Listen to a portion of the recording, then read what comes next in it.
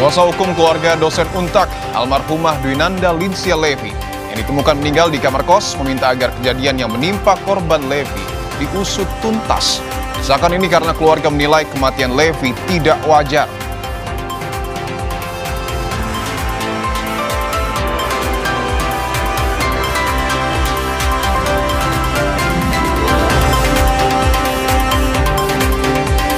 Tim SAR gabungan kembali menemukan satu jenazah korban tertimbun longsor Banjarnegara, sehingga sampai saat ini 11 jenazah telah ditemukan, sementara 15 korban masih dicari.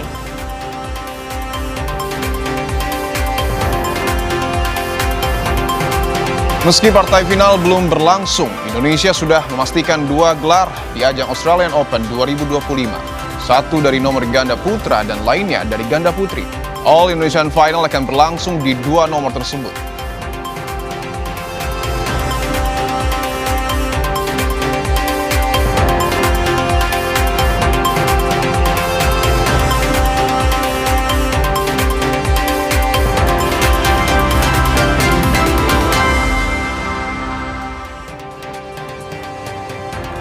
Selamat sore saudara, saatnya Anda menyaksikan program berita Kompas Petang. Hari ini ada saya Audrey Chandra. Dan saya Dipo Nurbagia. Kita mulai Kompas Petang saudara dengan informasi pertama. Sebuah rumah warga di Jalan Bendungan Melayu, Tugu Selatan, Koja, Jakarta Utara terbakar pada Sabtu siang.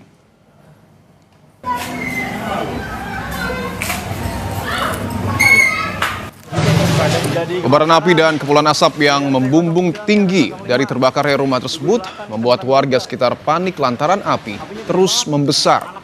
Dibantu warga dengan alat seadanya, petugas damkar yang tiba di lokasi langsung berjibaku melakukan proses pemadaman agar api tidak merambat ke rumah warga di sekitarnya. Sempitnya akses karena berada di pemukiman warga membuat petugas sempat kesulitan menjangkau titik api.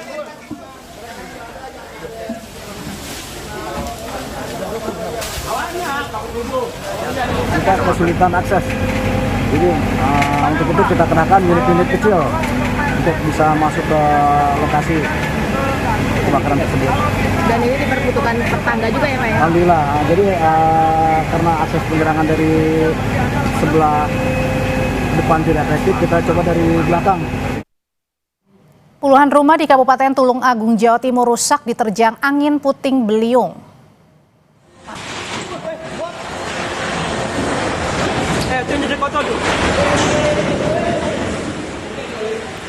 Angin puting beliung menerjang desa Pelosok Kandang, Kecamatan Kedungwaru, Tulung Agung, Jawa Timur. Angin kencang muncul sebelum hujan deras turun dan langsung menerjang rumah warga. Akibat peristiwa ini, puluhan rumah warga rusak.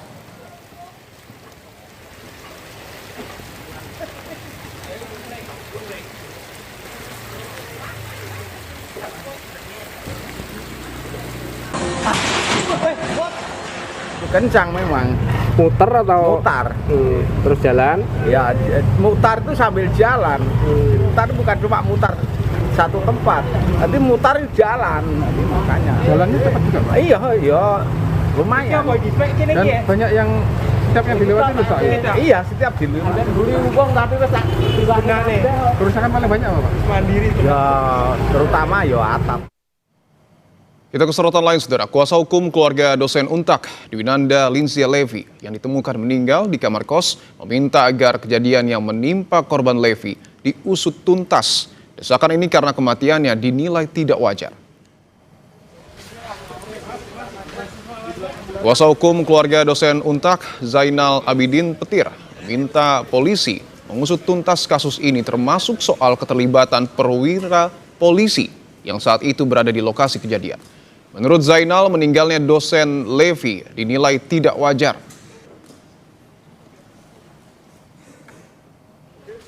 Polisi betul-betul bisa mengungkap misteri kematian dosen muda cantik Dr. Levi.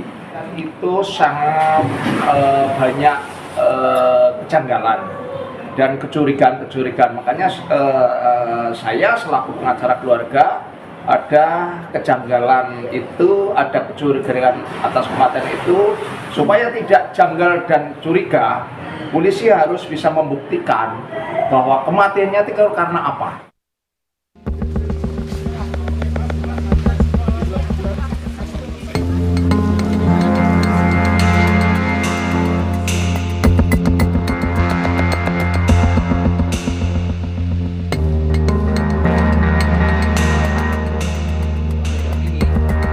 Duka yang dialami keluarga Dwinanda Lincia Levi begitu dalam usai kabar kematian Levi datang. Levi, dosen Universitas 17 Agustus atau UNTAK Semarang, ditemukan tewas di kamar indekos hotel Senin 17 November 2025. Peristiwa tewasnya Levi diketahui usai dilaporkan AKBP Basuki yang belakangan diketahui memiliki hubungan asmara dengan almarhumah. Basuki menjadi saksi kunci dalam peristiwa ini. Tak berapa lama polisi kemudian menyatakan AKBP Basuki dipatsuskan atau ditahan selama 20 hari karena melakukan pelanggaran berat kode etik Polri terkait hubungannya dengan almarhumah. Selain proses pelanggaran kode etik AKBP Basuki, polisi masih menyelidiki kasus kematian Levi. Pendalaman dilakukan untuk mengungkap ada tidaknya tindak pidana di kematian Levi. Ini saat ini menjadi saksi utama dari peristiwa tersebut karena yang bersangkutan berada di kamar tersebut dengan korban. Oleh karena itu, kita sedang melakukan pendalaman yang intensif terhadap yang bersangkutan. Diharapkan nanti hasil pendalaman yang dilakukan oleh penyidik ini nanti akan kita sandingkan dengan bukti-bukti yang lain. Di kasus kematian Levi, muncul anggapan kejanggalan lantaran AKBP Basuki sempat mengirim foto Levi dengan bercak darah ke keluarga. Soal ini, UNTAK Semarang membentuk tim advokasi untuk mengawal penyelidikan kasus sekaligus proses pelanggaran kode etik AKBP Basuki. Awal mulai dari Senin lah, insya Allah ya, Senin kita mulai mengawal kasus ini, baik di tingkat disiplin profesi itu, di Propam, Provos, maupun nanti pada saat penyidikan kalau memang itu masuk dalam ranah tindak pidana. Untuk mengungkap misteri kematian Levi, polisi telah melakukan olah TKP, memeriksa saksi, dan mengumpulkan barang bukti. Tim Liputan Kompas TV. Saudara, hingga kini penyebab kematian dosen UNTAK masih terus didalami polisi. Soal kasus ini kita bahas bersama kuasa hukum dosen Levi, Zainal Abidin Petir, dan juga mantan Kabar Reskrim Susno Duaji. Pak Susno, selamat sore. Bang Zainal, selamat sore. Selamat sore para pemirsa. Ya, saya mau ke Bang Zainal dulu selaku kuasa hukum dosen Levi ya, atau keluarga dosen Levi. Saya mau tanya Bang Zainal, jadi yang keluarga maksud ada kematian yang tidak wajar. Bagian mana kematian yang dianggap keluarga ini sangat tidak wajar? Ya, terima kasih Mbak Audrey. Kematian yang tidak wajar itu muncul kecurigaan karena Dr. Levi meninggal di kamar hotel, kondisi telanjang bulat, dan ada bercak-bercak darah. Ini kan dianggap tidak wajar, dan ada kecurigaan, keluarga curiga sebetulnya meninggalnya karena apa. Ternyata di situ ada perwira menengah Polda Jawa Tengah AKBP B yang waktu itu nampak gelisah, grogi, maupun nampak kebingungan ketika membuat laporan ke Polrestabes gitu loh. Jadi ini yang membuat kami semakin curiga.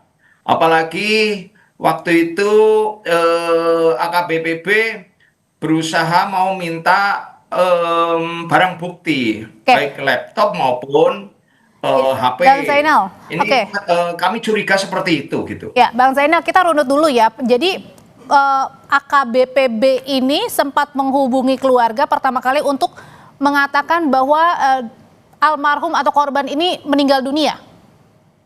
Oh bukan, yang menghubungi itu bukan AKBP B. AKBP B kan kemudian lapor ke polisi, tapi dari kejadian jam 5.30 itu selangnya lama untuk lapor ke polisi, ke Polrestabes itu. Kemudian selanjutnya yang membuat curiga kami, kenapa seorang perwira menengah aparat penegak hukum juga ada apa ya, karena kakaknya AKBP B itu di situ mencantumkan nama Dr. Levi menjadi satu keluarga. Satu keluarga. Oh, ini di kartu ada keluarga apa? ya? Ini kan mencurigakan sekali gitu loh. Apakah memang betul bahwa sekarang itu mulai terungkap ada hubungan asmara atau gimana lah? Ketika ada hubungan asmara, kenapa kok sampai ada meninggal dunia itu loh? Ini kan semakin curiga. Bang Maka saya Zainal. minta kepada polisi, Kapolda Jawa Tengah, kalau Kapolda Jawa Tengah pakai yo Kapolri, kan begitu Pak Susno Duaji. Supaya harus diungkap supaya polisi baik. Saya minta ungkap seterang-terangnya supaya polisi baik. Bukan saya membenci polisi loh. Polisi sekarang lagi cukup jelek di mata masyarakat. Baik. Coba sebetulnya kematiannya karena apa gitu loh. Oke, ini yang masih dipertanyakan Pak Susno adalah kematiannya karena apa? Karena banyak kejanggalan yang ditemukan oleh keluarga Pak Susno. Nah, kalau dilihatnya sendiri Pak Susno, ada dugaan-dugaan apa sih? Meskipun ini masih diselidiki ya oleh penyidik. Baik, dari segi kematian ini kita pertama mengucapkan duka kepada pihak keluarga ya. Yang kedua, kita berterima kasih Polda Jawa Tengah telah menempatkan AKBP-B ke dalam tempat khusus ya, rumah, artinya itu sama dengan ditahan 20 hari. Tapi dengan sangkaan melakukan pelanggaran kode etik. Di luar sangkaan kode etik ini harus diungkap sesuai Pak Zainal katakan tadi, penyebab kematian. Nah, penyebab kematian ini bisa mengarah kepada kematian biasa, bisa kematian tidak wajar. Tapi melihat kondisi TKP, korban dalam kondisi tidak berpakaian, ada bercak darah, kemudian mengapa bertinggal satu tempat atau satu kamar dengan AKBP-B, nah ini maka cenderung atau besar sekali kemungkinan meninggalnya tidak wajar. Nah, tidak wajar itu bisa karena dibunuh, bisa karena bunuh diri, bisa karena kecelakaan. Nah, bagaimana untuk menjawabnya? Menjawabnya itu tentunya Polri tidak bisa main terka-terka. Polri harus menunjukkan profesionalisme dengan cara melakukan pemeriksaan TKP, kemudian dengan melakukan hal-hal yang bersifat scientific crime investigation, yaitu visum luar dan visum dalam dan otopsi. Nanti akan terjawab apa penyebab kematian. Oke, Pak Susno, pada saat kejadian itu kan di dalam kamar ya AKBP-B ini, kira-kira kita menduga-duga kira-kira apa sih yang menjadi penyebab dari kematian korban? Di dalamnya juga ada AKBP yang saat ini sudah dipasoskan. Ya, kematiannya itu tidak bisa diduga-duga tapi terjawab secara eksak dengan hasil otopsi. Hasil otopsi itu bisa dikarenakan misalnya menelan obat. Nah, obat itu bisa ditelan sendiri atau ditelankan orang. Bisa dikasih racun, racunnya diminum sendiri, bisa diminumkan oleh orang. Bisa karena suatu kekerasan, kekerasannya itu bisa dia mukul diri sendiri atau dipukul orang lain. Bisa karena menusuk diri sendiri kalau ada senjata tajam, bisa karena ditusuk orang lain dan lain-lain. Itu tidak akan lama ya, buliran waktu beberapa hari. Saya yakin kalau ada kemauan, polisi sudah lengkap peralatannya di laboratorium akan mengungkap penyebab kematiannya. Setelah kematiannya sebab, maka timbul pertanyaan siapa. Nah, untuk siapa itu di situ sudah ada AKBP-B. Nah, apa hubungan AKBP-B ini terhadap kematian itu nanti akan diungkap dengan sidik jari, akan diungkap dengan CCTV kalau ada, akan diungkap dengan keterangan saksi-saksi lain, dan juga hasil laborat itu akan sangat berbicara menunjukkan siapa pelakunya. Pak Susno, ini kan AKBP Basukinya sudah menyerahkan diri, sudah dipasoskan. Kira-kira butuh waktu berapa lama untuk bisa mengungkap kematian dari dosen Levi ini? Saya kira tidak lama ya, hasil pemeriksaan laborat itu tidak akan berbulan-bulan, bisa hanya 1 minggu, kemudian dari saksi-saksi dan dari alat bukti lain kan ada sidik jari, ada CCTV kalau ada dan sebagainya, dan juga ada keterangan dari AKBP B sendiri dia kan bisa bicara, bisa disidik sekarang ini.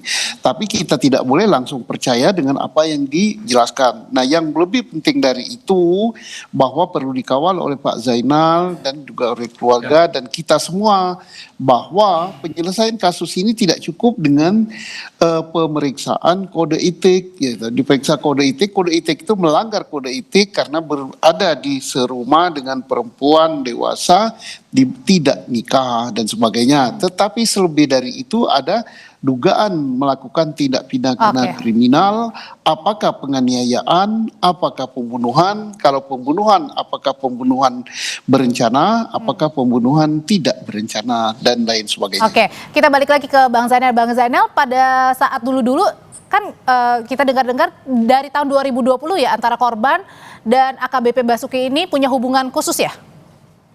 Itu apakah sudah diketahui oleh keluarga?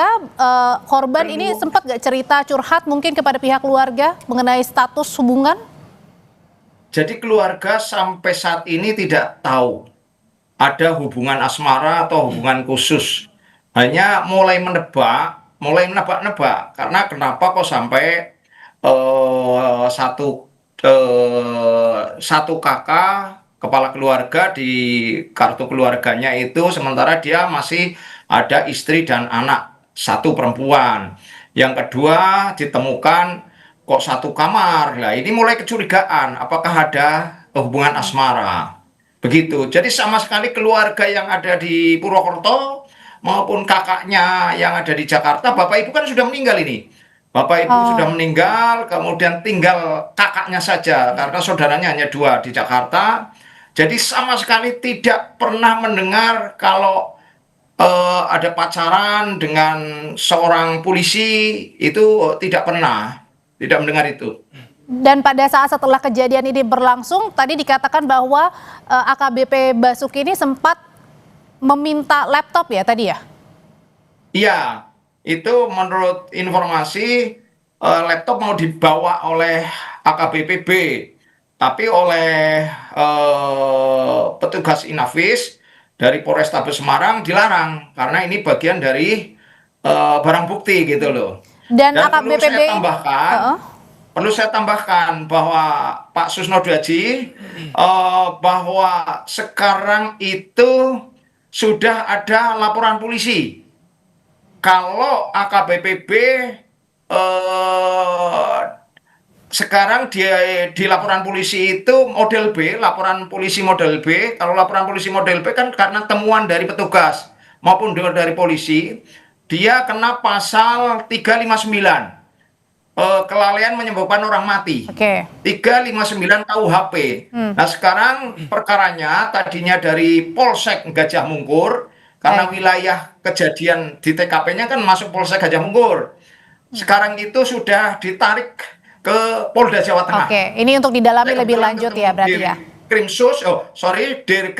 Direktur Kriminal Umum Polda Jawa Tengah. Waktu itu saya mau membuat laporan untuk pidananya. Dia sudah sampaikan sudah ada LP-nya, Mas Petir. Jadi nggak perlu laporan lagi. Baik. Gitu. Bang Zainal, kalau gitu saya mau tanya ke Pak Susno. Pak Susno, tadi penerapan pasal 359 yang berhubungan dengan kelalaian yang menyebabkan atau mengakibatkan orang meninggal dunia, apakah itu tepat atau harus didalami lebih dalam lagi nih? Harus didalami ya, tapi kenapa didalami? Mungkin ini untuk cepatnya pihak penyidik tidak hanya melakukan pelanggaran kode etik tapi sudah mengarah kepada kriminal. 359 itu adalah karena lalainya menyebabkan meninggalnya orang lain, itu kriminal. Tetapi lebih dari itu bisa berkembang menjadi peristiwa penganiayaan, bisa berkembang kepada pembunuhan. Pembunuhan pun bisa pembunuhan bisa pembunuhan berencana. Kalau pembunuhan berencana itu ancaman hukumannya sangat berat, tapi ini akan berkembang dia. Dan ingat di catatan, untuk menyidik peristiwa seperti ini tidak perlu ada laporan polisi. Tapi kalau ada laporan polisi ya bagus. Pak, ini bukan delik aduan, ini delik biasa gitu. Yang pasti sampai dengan sekarang masih diselidiki dan AKBP ini sudah dipasuskan ya dan tidak berhenti sampai di situ saja diharapkan. Terima kasih mantan Kabareskrim Susno Dwaji dan juga Zainal Abidin, kuasa hukum dosen Levi atau keluarga dosen Levi. Terima kasih. Selamat sore, Bapak. Mantap. Saudara, usai jeda kami akan kembali dengan informasi ganggu pengguna jalan. Proses pembersihan lumpur yang berada di jembatan Curah Kobokan, Lumajang terus dilakukan petugas.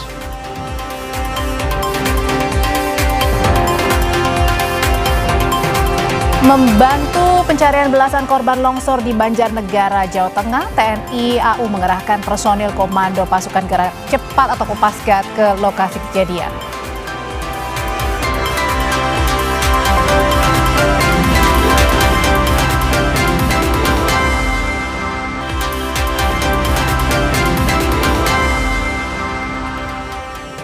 Kompas Petang kami lanjutkan, saudara. Ganggu pengguna jalan, proses pembersihan lumpur yang berada di jembatan Curah Kobokan, Lumajang terus dilakukan petugas.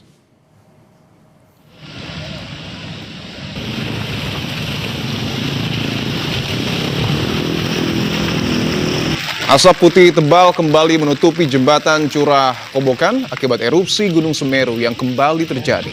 Proses pembersihan lumpur yang menutup jembatan Curah Kobokan pun jadi terganggu akibat asap tebal. Petugas meminta pengguna jalan untuk berhenti tak melintasi jembatan.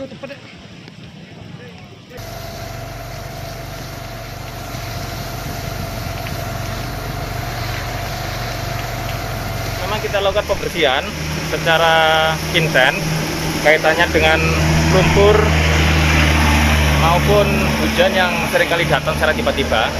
Namun hal ini terkendala dengan letusan sekunder yang tiba-tiba datang, jadi kita harus tetap waspada sambil tetap kita memperhatikan keselamatan pekerja maupun juga kenyamanan pengguna jalan. Tertutup oleh hujan abu, diimbau untuk pengendara roda 2 maupun roda 4. Sementara itu pada Jumat sore akses Kabupaten Lumajang menuju Malang Jumat sore ditutup. Hal ini lantaran jembatan Curah Kobokan tertutup asap tebal akibat letusan sekunder Gunung Semeru. Lahar dingin yang cukup besar menyebabkan material panas Semeru menguap menjadi kepulan asap yang sangat tebal. Posisi bawah jembatan Kadak Perak.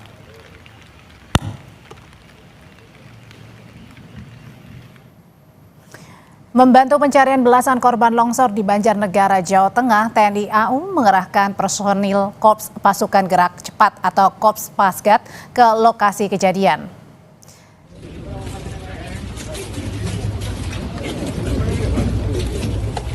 Korpasgat TNI AU membantu penyisiran dan pencarian di titik-titik kemungkinan adanya jasad korban. Selain pencarian korban, personil juga membantu evakuasi barang-barang berharga milik warga terdampak longsor. Salah satunya dengan mengangkut sepeda motor yang ditemukan tertimbun material longsor. Hujan deras, tim SAR gabungan menghentikan pencarian pada pukul 12 siang tadi.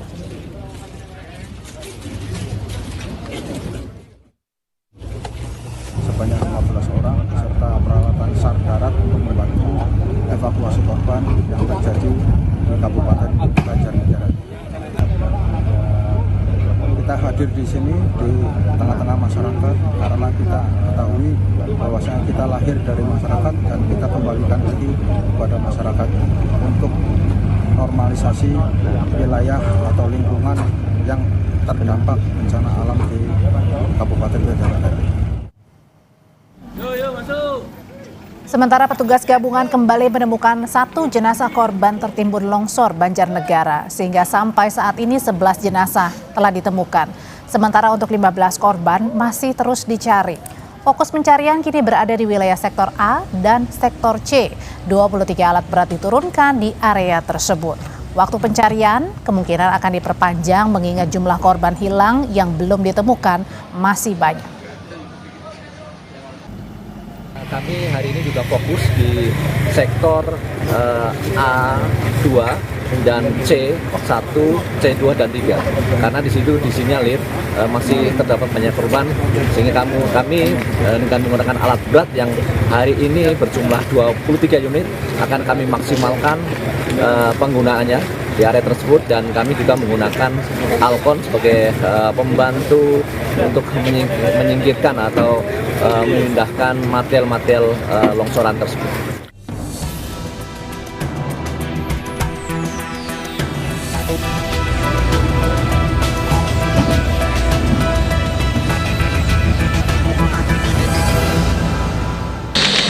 tim SAR gabungan masih terus melakukan upaya pencarian terhadap para korban yang jumlahnya mencapai puluhan orang yang masih belum ditemukan hingga saat ini.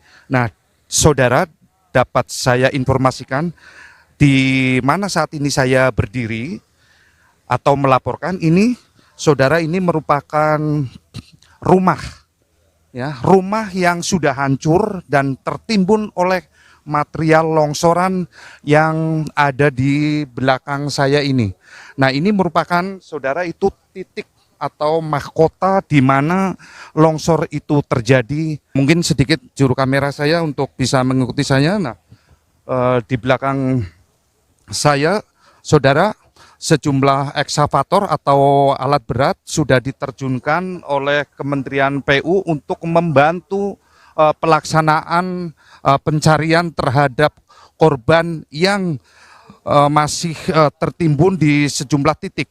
Nah, tim SAR sendiri sudah memploting atau membagi sebanyak 3 sektor, yakni sektor A, sektor B, dan sektor C. Nah, ini dimaksudkan agar proses atau fokus pencarian dapat difokuskan di titik-titik yang diduga masih terdapat sejumlah korban yang masih belum ditemukan. Harsono, Kompas TV, Banjarnegara, Jawa Tengah. Saudara, polisi membeberkan fakta baru kasus ledakan SMA Negeri 72 Jakarta. Pelaku atau anak berkonflik dengan hukum atau ABH membeli bahan untuk membuat bom secara daring atau online. Informasi selengkapnya akan kami hadirkan usai jeda. Tetaplah bersama kami.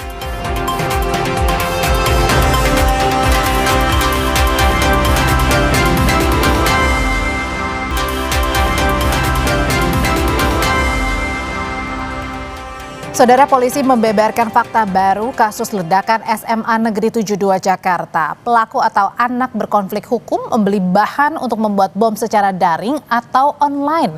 Orang tua diimbau waspada dan mengawasi aktivitas anak di dunia maya. Astagfirullahaladzim. Ini kandungnya nih. Polda Metro Jaya menaikkan status kasus ledakan di SMA Negeri 72 Jakarta ke tahap penyidikan. Kabid Humas Polda Metro Jaya Kombes Budi Hermanto mengungkap awal mula anak berkonflik dengan hukum atau ABH mendapatkan bahan peledak untuk beraksi di sekolahnya sendiri. Bahan peledak itu diduga dibeli ABH secara daring. Keluarga tak pernah menaruh curiga lantaran ABH beralasan paket-paket yang datang merupakan bahan untuk keperluan ekstrakurikuler sekolah. Dari keterangan awal, orang dekat dari ABH bahwa ini memang diorder menggunakan online.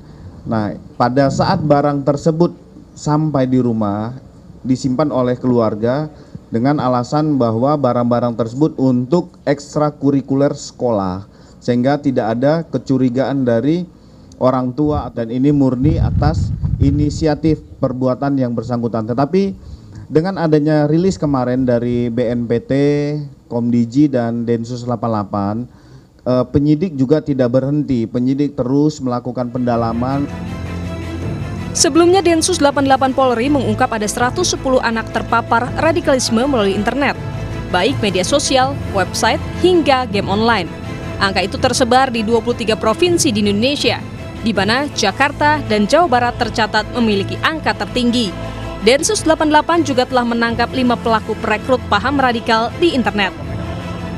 Pada tahun ini Densus 88 melakukan penegakan hukum terhadap kurang lebih 5 orang dewasa yang berusaha melakukan rekrutmen terhadap anak-anak dan pelajar, ya, kaitannya dengan jaringan terorisme.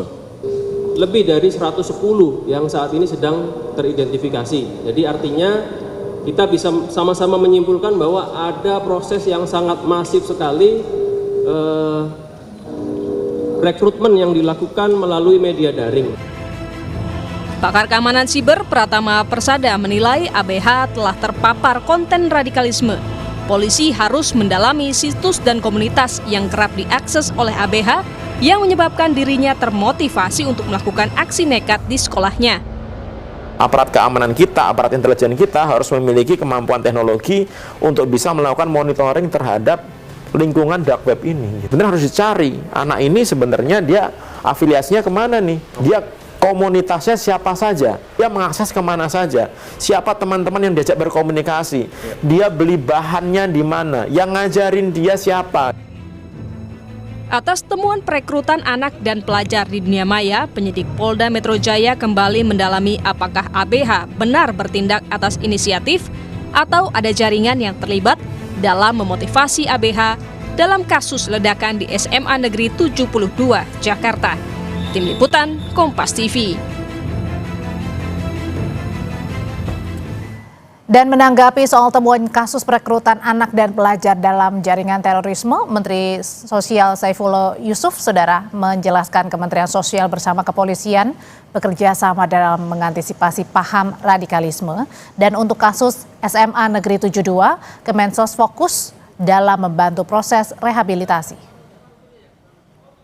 Kita akan coba memberikan dukungan bekerja sama Densus, bekerja sama dengan kepolisian juga itu secara umum. Kita bekerja sama dengan lembaga-lembaga yang memang terbiasa dalam rangka untuk melakukan deradikalisasi dan juga layanan-layanan sosial yang lain. Lebih daripada itu sebenarnya memang pencegahan ini harus kita lakukan bersama-sama. Tapi tugasnya Kementerian Sosial kita membantu untuk melakukan semacam proses rehabilitasi. Kita bahas penanganan dan pencegahan menyebarnya paham radikalisme di kalangan pelajar dan anak yang kini marak di media sosial bersama pengamat terorisme dan intelijen Ridwan Habib. Mas Ridwan, selamat petang. Selamat sore Mas Dito. Siap Mas Ridwan, sebelumnya Densus 88 ungkap ada 110 anak terpapar tersebar di 23 provinsi Jakarta, Jawa Barat terkait dengan jaringan terorisme. Pertanyaan saya, mengapa perekrut saat ini menyasar anak? Tujuannya apa? Salah satunya karena mereka sedang dalam proses mencari jati diri ya.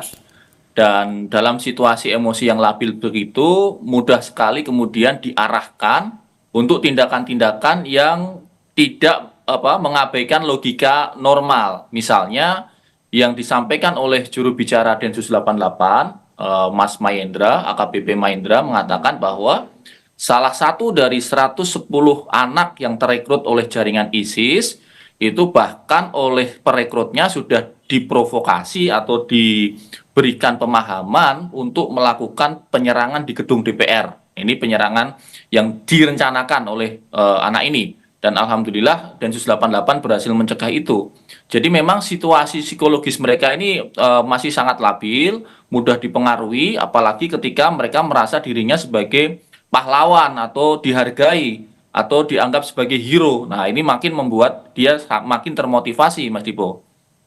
Ya, bahkan kalau berdasarkan analisa ataupun pernyataan yang sebelumnya saya dapatkan dari Ketua Lembaga Riset Keamanan Cyber Cisrek, Pak Pratama Persada, menyebut bahwa mudah sekali sebenarnya anak-anak kita saat ini mengakses, mohon maaf, misalnya membeli alat-alat yang sebenarnya tidak diperuntukkan. Bagaimana seharusnya aparat memonitor, Mas Ridwan, pergerakan jaringan perekrut di internet ini? Ya, saya kira pengungkapan Polda Metro Jaya terkait dengan SMA N72 yang kemudian dijelaskan bahwa ABH yang melakukan tindakan itu ternyata membeli bahan peledak atau bahan kimianya secara online, itu menunjukkan bahwa alarm tanda bahayanya sudah sangat-sangat menyala, sudah siaga 1, ini sudah merah. Sehingga kemudian saya sungguh berharap, kami berharap dari kalangan kampus ada extraordinary effort dari pemerintah.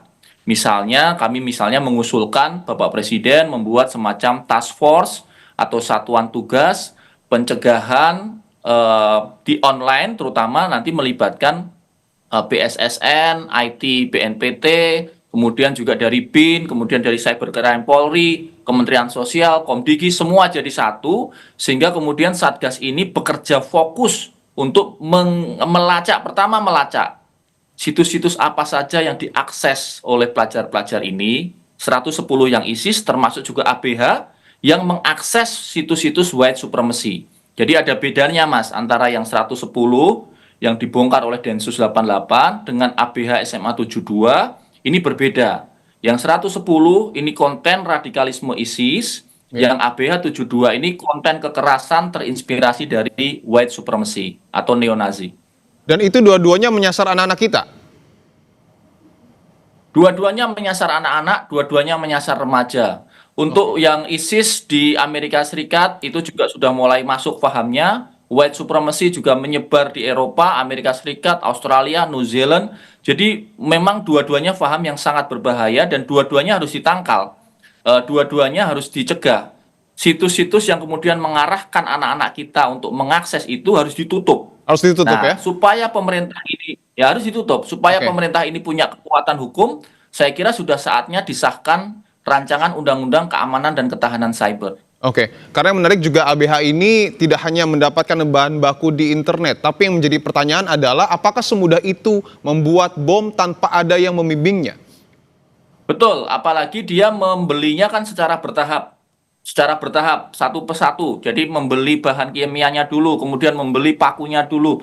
Jadi ini perencanaan, Mas. ABH ini melakukan perencanaan dan tentu saja kita skeptis kalau itu hanya dilakukan oleh dia sendiri. Walaupun anak ini cerdas karena dia pernah ikut lomba karya ilmiah dan sebagainya. Tetapi kita harus skeptis bahwa ada semacam tanda petik mentor online, itu bisa di luar negeri ya. Bisa di luar negeri, belum tentu orang Indonesia, yang kemudian memandu dia tahap demi tahap. Bahan apa yang harus dibeli, berapa takarannya, dan seterusnya. Nah ini yang saya kira harus bongkar. Saya mendukung Polda Metro Jaya yang terus mendalami kasus ini, sehingga nanti ketemu tuh jejaring-jejaring yang kemudian menginspirasi si ABH ini. Tapi kalau menurut Anda, Mas Ridwan, apakah hanya, mohon maaf, 110 anak yang kemudian terpapar, tersebar di 23 provinsi, atau jangan-jangan fenomena ini adalah fenomena gunung es? Oh, kalau ISIS gunung es itu kan baru yang diketahui baru 110. Tetapi kan sebenarnya yang saya dengar Densus 88 juga sedang mengejar orang-orang dewasa lain. Yang ketangkap kan yang orang dewasa 5. Yang anak-anak itu 110 dibina. Yang sementara yang 5 ini punya komplotan juga ini. Ada sekitar 70 orang yang sedang dikejar oleh Densus 88 yang mereka ini memang sengaja menyasar anak-anak usia 15 bahkan 14, 13, 12 sampai 18 tahun untuk kemudian mereka rekrut mulai dari platform terbuka, dari Facebook dulu. Begitu mereka terpancing di situ, terpancing untuk berkomentar, dibawa ke platform yang lebih tertutup, misalnya Discord, 4chan, aplikasi Telegram, dan seterusnya. Jadi ini masih banyak, Mas. Ini fenomena gunung es. Oke, sebagai bahan sosialisasi untuk orang tua, analisa Anda seperti apa sebenarnya komunikasi yang dilakukan oleh perekrut sehingga anak-anak kita dalam tanda kutip mudah untuk kemudian dipengaruhi? Mereka tidak akan bisa merekrut di platform terbuka. Jadi kalau kemudian adik-adik kita, anak-anak kita ini sudah mempunyai grup chat tertutup, ya, grup chat tertutup misalnya Discord, 4chan atau aplikasi Telegram, grup Telegram. Nah, ini mulai indikasi tuh. Indikasi bahwa dia mengarah kepada satu pembicaraan kelompok tertutup yang bisa mengarah kepada kejahatan. Baik itu radikalisme ISIS maupun radikalisme white supremacy atau neonazi. Jadi saya kira pertama tentu pengawasan platform terbukanya, tapi yang kedua mulai curiga, mulai ditanya ketika adik-adik kita, anak-anak kita mengakses platform chat tertutup yang kita tidak tahu gitu.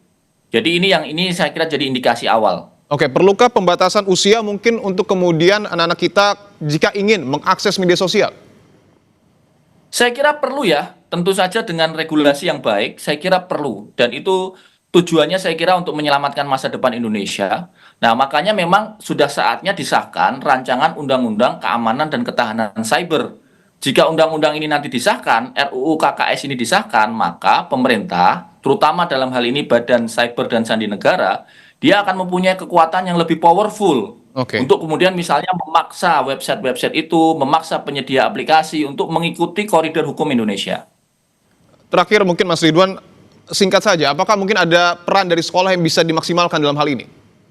Oh, wajib. Saya kira peran sekolah itu justru paling pertama, Mas.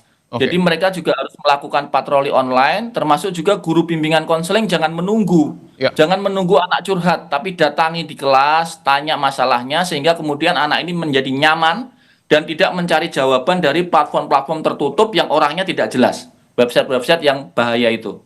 Oke, Mas, saya ingin tanyakan lagi, apakah mudah untuk kemudian mencirikan anak yang sudah terpapar radikalisme? Tentu memang tidak mudah. Harus ada one on one, pertemuan one on one. Tidak bisa kemudian misalnya dari ciri fisik gitu. Harus ada pertemuan, ada pembicaraan, ada dialog. Dari situ nanti bisa diketahui anak ini sudah sedalam apa. Dan itu peran pertama tentu saja orang tua ya. Orang tua, baru kemudian guru dan pihak sekolah. Baik, pengamat terorisme dan intelijen Mas Ridwan Habib, terima kasih telah bergabung di Kompas Petang. Terima kasih, Mas. Tetap bersama kami, Kementerian Kesehatan Gaza mengatakan serangan Israel pada hari Rabu lalu telah menewaskan 25 warga Palestina dan melukai 77 orang.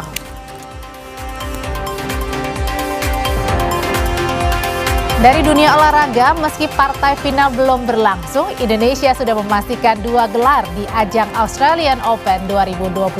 Satu dari sektor ganda putra dan lainnya dari ganda putri.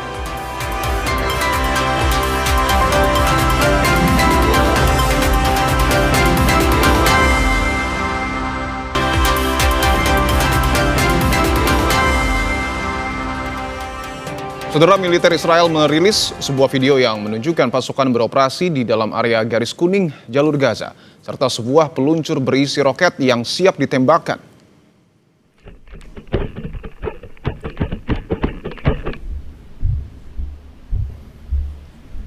Militer Israel mengatakan peluncur roket ini diarahkan ke wilayah mereka. Persenjataan yang ditemukan Israel adalah peluncur roket 8 tabung dengan 4 roket. Pernyataan Israel ini diduga untuk merespons otoritas Palestina di Gaza terkait korban tewas akibat serangan Israel selama gencatan senjata.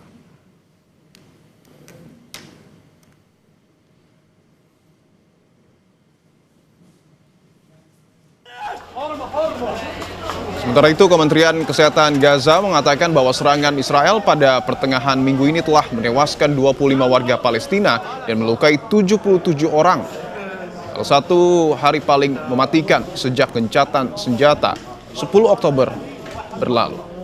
Tugas rumah sakit yang menerima jenazah mengatakan bahwa mereka berasal dari kedua sisi garis kuning yang ditetapkan dalam gencatan senjata bulan lalu.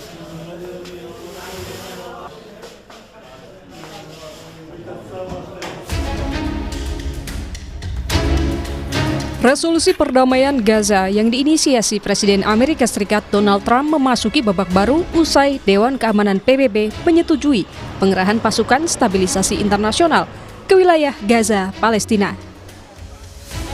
Duta Besar Amerika Serikat untuk PBB, Mike Waltz, mengungkapkan bahwa resolusi ini adalah langkah penting yang diyakini dapat menstabilkan Gaza dan sekaligus menjamin keamanan Israel. Good evening, everyone. The United Nations Security Council has just adopted the United States-sponsored resolution on Gaza that does something we haven't seen in generations. It provides a real, actionable pathway to lasting peace for Palestinians and Israelis. And I would encourage everyone around the world, and I would certainly encourage the media to read the entire resolution. Read the whole thing. It is truly a victory for everyone who believes in a future where the Palestinian people can determine their own destiny. Keputusan ini juga memecah perhatian dunia, memantik dukungan, namun juga memunculkan kritik dan kekhawatiran dari berbagai pihak, termasuk Hamas. Hamas menentang penempatan pasukan PBB lantaran lebih penting mewujudkan kemerdekaan bagi rakyat Gaza, Palestina. Hamas juga menentang penyerahan senjata dan demilitarisasi yang berpeluang membuka konflik antara Hamas dan pasukan perdamaian PBB. مطلوب هو قرار مجلس أمن يمنع استئناف الحرب على قطاع غزة ويدخل المساعدات إليه ويؤسس لمسار سياسي تفضي إلى قيام دولة فلسطينية مستقلة. Presiden Prabowo berulang kali mengungkap kesiapan Indonesia menjadi salah satu negara yang ikut dalam misi ini. Bahkan Prabowo siap mengirim sekitar 20.000 personel TNI.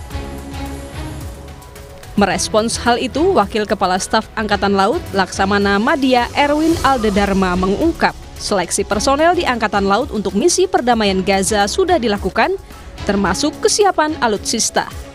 Wakasal bilang pengiriman pasukan ke jalur Gaza hanya tinggal menunggu perintah dari Presiden Prabowo Subianto. Sesuai dengan arahan dari pimpinan bahwa seluruh jajaran TNI saat ini mempersiapkan diri untuk bisa turut mensukseskan kebijakan pemerintah tersebut. Untuk jumlahnya saya belum tahu pasti, mungkin rekan-rekan wartawan malah sudah lebih tahu.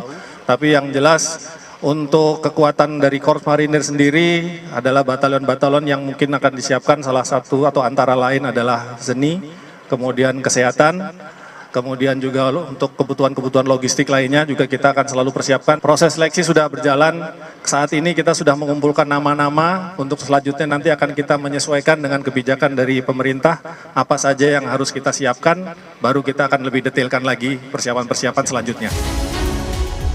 Praktisi hubungan internasional Dina Prapto Raharjo menilai kesiapan Indonesia terburu-buru.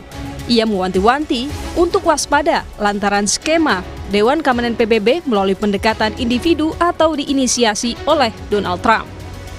Ketergesa-gesaan kita untuk langsung merespon tanpa melihat betapa skema ini harus kita sikapi dengan ekstra hati-hati, dan harusnya Kementerian Luar Negeri itu justru sentral di sini, menjadi pilar utama dalam menggerakkan kita, kapan kita move, kapan kita tunggu dulu, karena skema internasional yang kali ini yang dilalui di Dewan Keamanan PBB itu beda sekali dengan skema Dewan Keamanan PBB yang biasa. Itu biasanya kita mencantumkannya negara.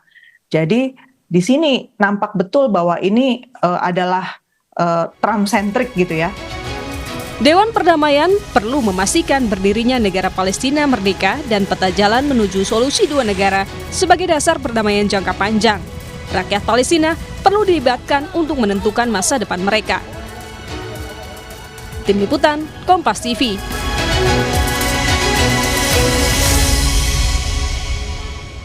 Lalu apa yang harus ditimbang Indonesia sebelum mengirimkan pasukan perdamaian ke Gaza, Palestina? Bagaimana melihat konstelasi konflik di Gaza, termasuk sikap setengah hati Hamas terkait pengiriman pasukan internasional di bawah bendera PBB? Petang ini kita bahas bersama Guru Besar Hukum Internasional UI, Hikmahanto Juwana, dan juga anggota Komisi 1 DPR fraksi PKB, Oleh Soleh. Bapak-bapak, selamat petang semua.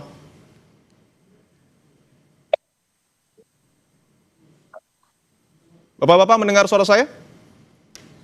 Oke, Mas Dipo. Baik, saya ingin ke Pak Oleh terlebih dahulu. Pak Oleh, bahwa Presiden berkomitmen mengatakan siap mengirimkan pasukan kita ke Gaza. Tapi dari DPR sendiri melihat apa yang harus diperhatikan pemerintah dalam pengiriman pasukan ini?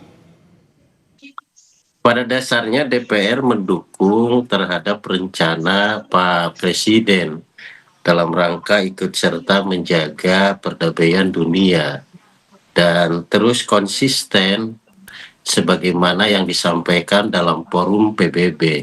Namun demikian, perkembangan situasi di Gaza, terutama terhadap plan-plannya daripada Netanyahu, juga yang disponsori oleh Amerika, tentu ini kita harus berhati-hati, di mana ISF yang diinginkan oleh Israel adalah bahwa di bawah kendalinya Netanyahu. Nah, ini kan menjadi sumir ya. Dia yang berkonflik dengan Palestina, tetapi dia juga yang ingin memimpin ISF itu sendiri. Nah, tentu di sini adalah ada politik ganda tentunya. Dan saya yakin bahwa jika Israel ini tidak komitmen, apalagi kalau dia sebagai komando daripada ISF, saya yakin perdamaian di Timur Tengah, terutama di Palestina, ini tidak akan tercipta. Malah kami memandang, bahkan punya asumsi, seolah-olah ini juga akan dijadikan alat untuk Israel untuk menguasai daripada Gaza. Nah, oleh sebab itu tentu DPR selain mendukung atas keterlibatan untuk menciptakan perdamaian, tetapi kita juga perlu hati-hati atas perubahan sikap dan situasi politik yang dilakukan oleh Israel maupun oleh Amerika. Oke, saya ingin ke Prof. Hikmahanto, bahwa tadi sudah disebutkan sikap politik Israel ini perlu diwaspadai. Anda melihat saat ini sudah tepat pengiriman pasukan kita ke Gaza, Prof. Hikmahanto? Sebenarnya masalahnya bukan tepat atau tidak tepat ya, karena resolusi Dewan Keamanan terkait dengan masalah ini sudah disetujui, meskipun ada 2 negara yang abstain, tapi itu tidak merupakan veto ya. yaitu Rusia dan Tiongkok ya? Satu lagi Tiongkok, Cina, ya betul.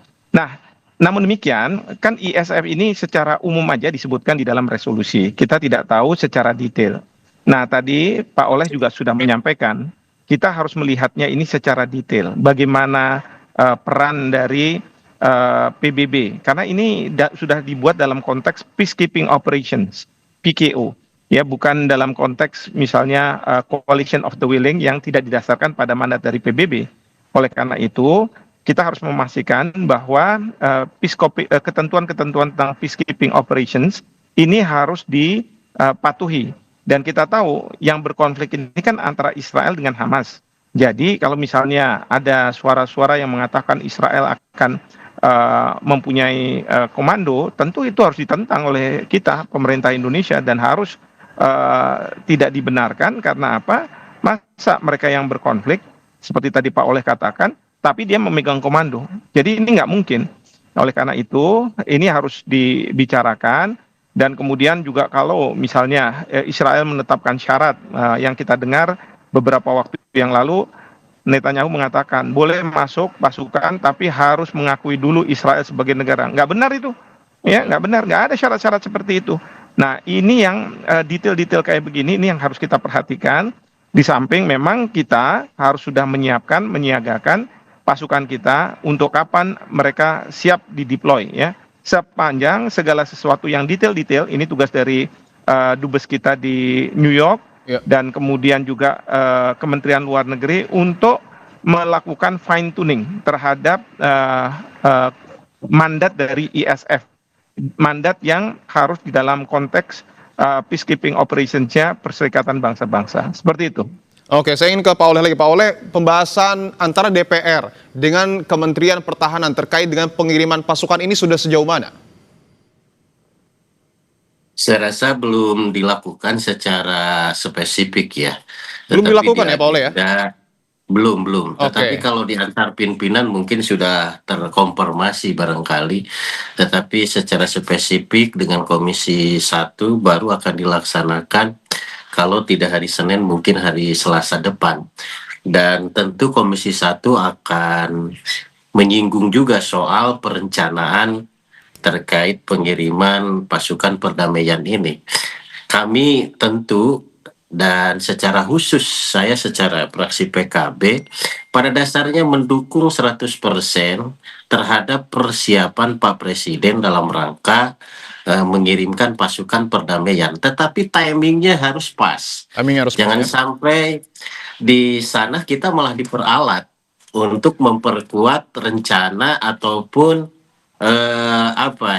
misi daripada Netanyahu. Nah, kita tidak boleh. Oleh sebab itu perlu dipastikan dulu melalui forum PBB bahwa apa yang disetujui pada forum PBB itu ya harus tegak lurus pada kesepakatan itu. Maka tidak boleh lagi ada dualisme, apalagi standar ganda, baik dari Israel maupun dari Amerika. Saya rasa harus clear dulu bahwa misi perdamaian ini betul-betul untuk menciptakan perdamaian, untuk mengamankan kedua negara, bukan untuk menjajah salah satu negara. Oke, saya ingin ke Prof. Hikmanto. Apakah kemudian forum PBB ini dalam tanda kutip mampu melawan Amerika ataupun Israel? Karena kita tahu juga Dewan Perdamaian ini dipimpin secara langsung oleh Presiden Amerika Serikat Donald Trump. Ya, Dewan Perdamaian ini ketua penasihatnya memang Donald Trump. Yang masih belum pasti itu adalah kepala pemerintahan sementaranya itu siapa. Oke. Saya sudah berulang kali bahwa saya mengusulkan warga negara Indonesia, dan saya sudah memunculkan nama Pak JK karena beliau punya pengalaman di pemerintahan, beliau sangat concern terhadap isu Palestina, dan kemudian juga beliau tahu masalah ekonomi. Karena apa yang dibutuhkan nanti pemerintahan sementara itu adalah menggerakkan perekonomian di Gaza.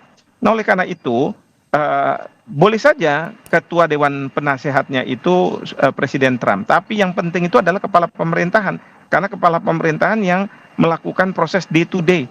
Kalau kepala penasehat itu kan kumpulan dari penasehat-penasehat lalu kemudian memberikan arahan, tapi yang akan menjalankan segala sesuatunya adalah kepala pemerintahan. Dan kepala pemerintahan ini yang seharusnya punya komando terhadap pasukan yang menjaga perdamaian, sehingga tidak ada serangan dari Israel ke Gaza lagi, tapi juga harus kita yakinkan bahwa tidak akan lagi ada serangan dari Gaza yang ke Israel. Jadi ini pentingnya kepala pemerintahan itu dipegang oleh warga negara Indonesia, dan saya yakin Bapak Presiden bisa melobi negara-negara yang disebut sebagai grup New York, artinya mereka yang pada waktu setelah pidato itu berkumpul dipimpin oleh Presiden Trump untuk memastikan ya bahwa pemimpin dari kepala pemerintahan sementara adalah warga negara Indonesia, dengan alasan bahwa kita ada di luar kawasan ya. Dan yang kedua adalah kita punya politik luar negeri yang bebas aktif, seperti itu. Oke, baik. Tentu kita tunggu langkah selanjutnya dari pemerintah terkait dengan pengiriman pasukan TNI kita ke Gaza, Palestina. Terima kasih Prof. Hikmanto dan juga Pak Oleh Soleh atas jawabannya, telah bergabung di Kompas Petang. Saudara, usai jeda, Kompas Petang akan kembali hadir dengan informasi pelatih Persib Bandung, Bojan Hodak, merespons isu dirinya masuk radar PSSI untuk menangani timnas Indonesia.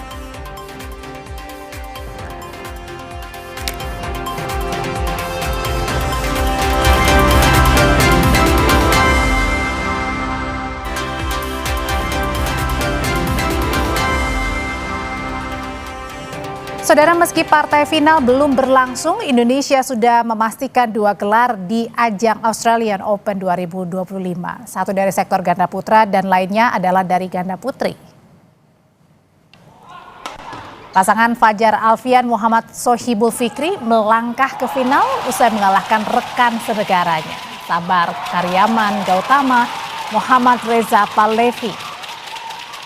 Fajar Fikri yang baru dipasangkan pada pertengahan tahun ini memenangi duel 3 game. Di partai puncak, Fajar Fikri bakal menghadapi pasangan muda Indonesia, Raimon Indra Nikolaus Jaquin.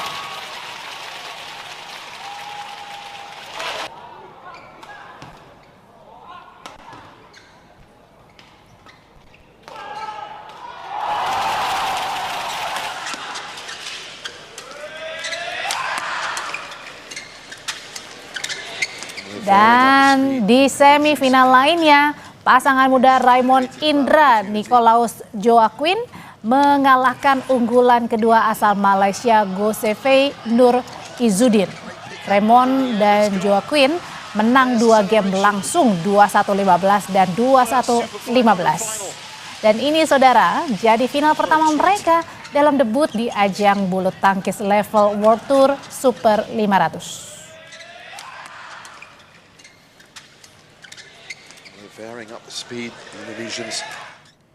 Saudara, satu gelar lainnya di ajang Australian Open 2025 dipastikan dari sektor ganda putri.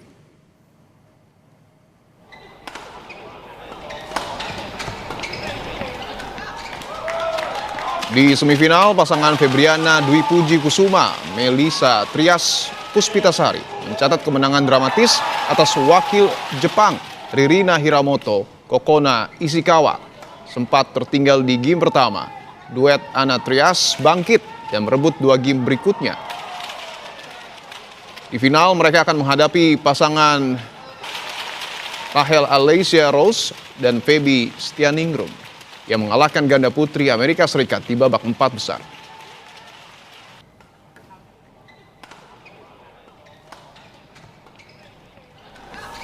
Pelatih Persib Bandung, Bojan Hodak, saudara, merespons isu dirinya masuk radar PSSI untuk menangani timnas Indonesia. Pelatih berkebangsaan Kroasia ini sejak 2023 menukangi Persib Bandung dan membawanya 2 kali juara secara beruntun. Bojan Hodak sebelumnya lama berkiprah di Malaysia, bahkan pernah menjadi pelatih kepala tim Malaysia U19. Saat ditanya soal isu jadi calon pelatih timnas, Bojan meminta wartawan menanyakan hal tersebut pada PSSI karena federasi yang memutuskan. About the rumor, you will coaching Indonesian timnas. This one you don't ask me, you ask PSSI. I think that they decide, not me. Ramai dibincangkan publik sebagai calon pelatih timnas Indonesia. Mantan pelatih timnas Uzbekistan Timur Kapadze datang berlibur ke Indonesia. Kapatze memastikan PSSI pernah menghubunginya secara daring soal kursi pelatih timnas. 1 bulan berlalu sejak pemecatan Patrick Kluivert, timnas Indonesia masih tanpa nakoda. Meski sejumlah nama ramai dibincangkan publik, tetapi PSSI masih bungkam. Salah satu yang digadang-gadang publik sebagai calon pelatih timnas adalah Timur Kapatze, mantan pelatih Uzbekistan yang meloloskan negaranya ke Piala Dunia 2026. Kapatze yang kini tengah berada di Indonesia mengakui pernah dihubungi PSSI menanyakan kesediaannya menangani timnas Indonesia. Федерациядан albatta chiqishdi, Sumarji degan so'zlar. Просто xohishini bilish uchun qildi. Xohish bormi yo'qmi degan narsani boshqa narsa qilmagan. Undan keyin gaplashishadi.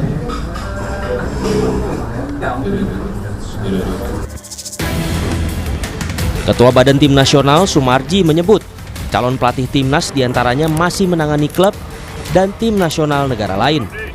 Namun PSSI tidak akan mengungkap nama-nama calon pelatih dengan alasan melindungi privasi. Kami menghormati karena masing-masing pelatih kepala itu punya privasi. Ya, punya privasi. Yang kedua juga para pelatih ini masih berada di klub dan masih berada di timnas suatu negara. Mulai pekan depan, PSSI akan mewawancara sejumlah kandidat pelatih timnas. Keterlibatan figur yang paham teknik sepak bola dinilai penting agar PSSI tak mengulang kesalahan sebelumnya saat merekrut pelatih. Ya, itu sebabnya saya menyambut baik kalau Dirtek dilibatkan. Jangan lupa kita juga punya penasihat teknis. Kita punya banyak warga Belanda di dalam federasi ini yang bisa kita libatkan. Kalau benar-benar kita mau berubah lah, nggak lagi seperti kemarin. Istilahnya kan Pak Erik dituding one man show tuh dalam mengelola tim nasional. Nah sekarang sudah ada perubahan. Semoga perubahan ini juga tidak terlalu dibumbui drama-drama karena Pecinta sepak bola tanah air berharap PSSI menyeleksi kandidat pelatih timnas dengan benar. Siapapun nanti yang terpilih, sang pelatih harus mampu dan memahami karakter pemain timnas Indonesia. Tim Liputan, Kompas TV.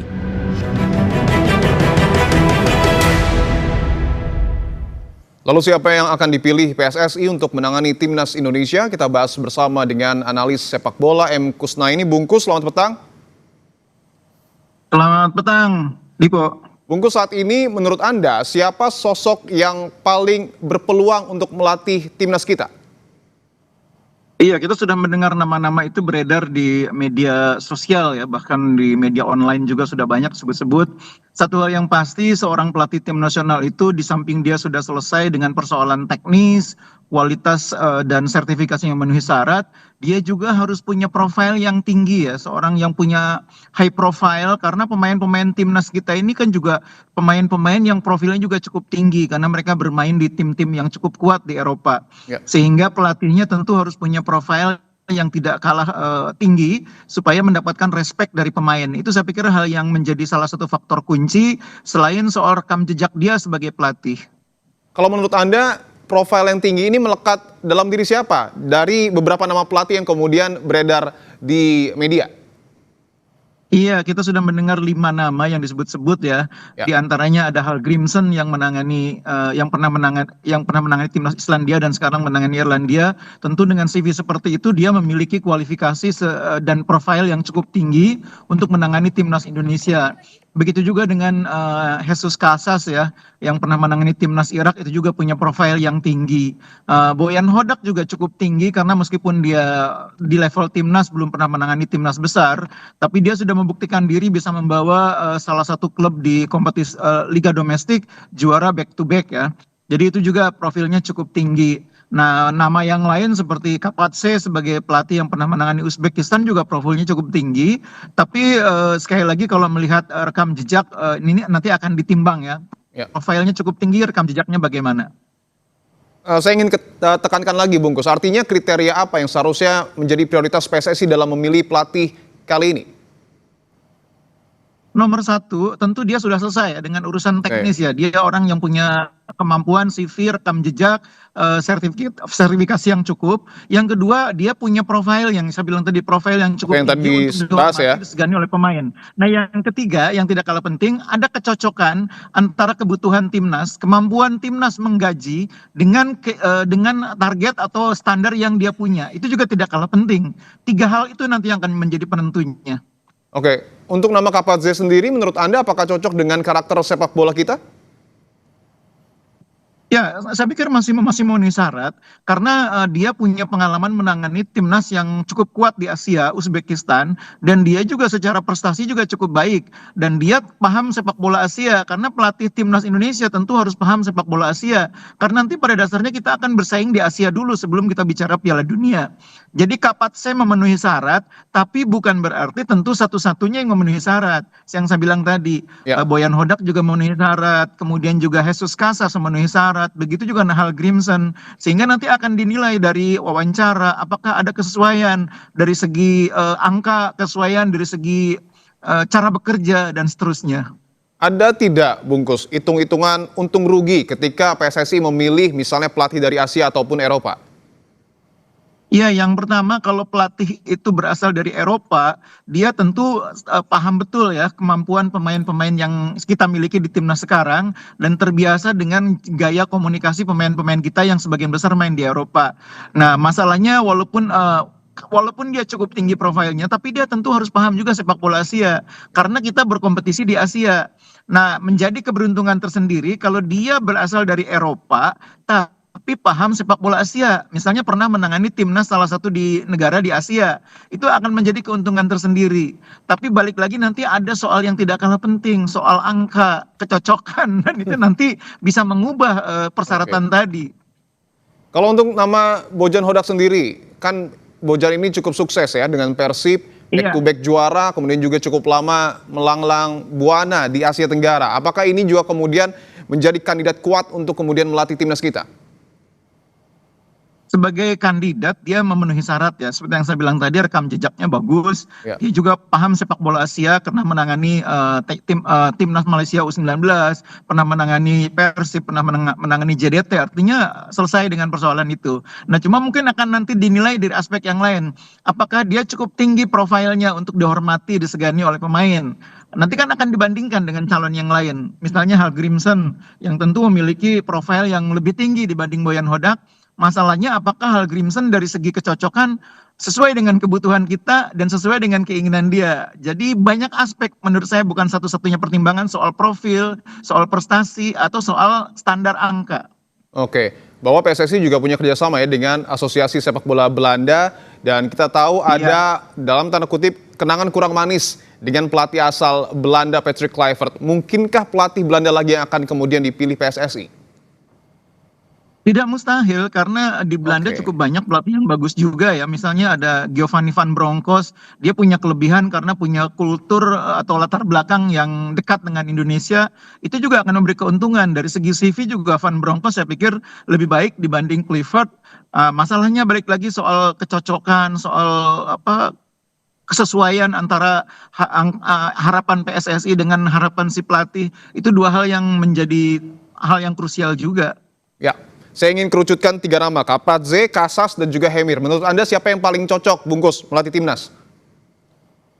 Iya, kalau menurut saya sih kita butuh pelatih yang profilnya tinggi ya.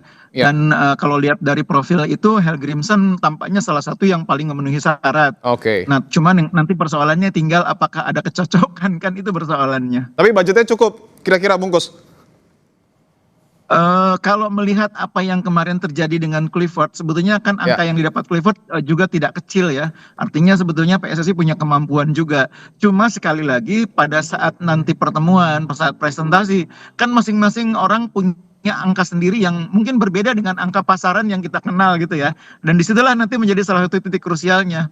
Di pasaran angkanya katakanlah 1 tahun itu sekitar 450M. Tapi dia kemudian meminta misalnya lebih dari itu 700M. Itu kan juga menjadi persoalan lagi. Dan dia boleh mengajukan angka yang berbeda. Oke, terakhir Bungkus, seberapa cepat PSSI harus menentukan pelatih timnas kita yang saat ini juga sudah cukup lama nampaknya tidak diisi? Iya. Setuju, harusnya tidak terlalu lama. Memang perlu waktu, tapi kalau bisa Desember sudah ada nama supaya tim bisa mempersiapkan diri untuk FIFA Matchday berikutnya di bulan Februari. Oke, tentu kita berharap bahwa Desember nanti sudah ada pelatih baru timnas kita agar timnas kita juga bisa kembali berkompetisi ya dan juga berlatih. Terima kasih analis sepak bola Indonesia. Bungkus, selamat kembali beraktivitas.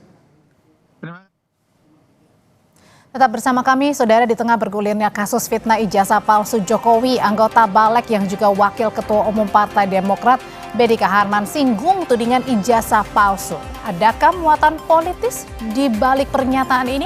Pembahasan usai jeda di Kompas Petang.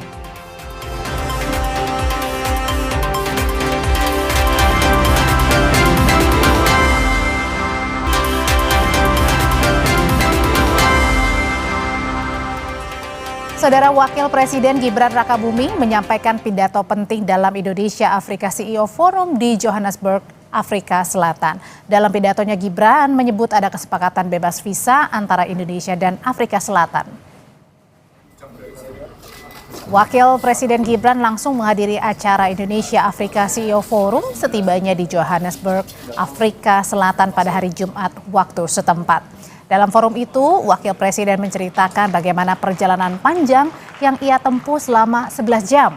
Ia juga membawa salam dari Presiden Prabowo Subianto serta menyoroti kesepakatan bebas visa antara kedua negara. Gibran lalu menegaskan komitmen Indonesia memperkuat hubungan ekonomi, investasi, dan kerjasama strategis dengan Afrika Selatan.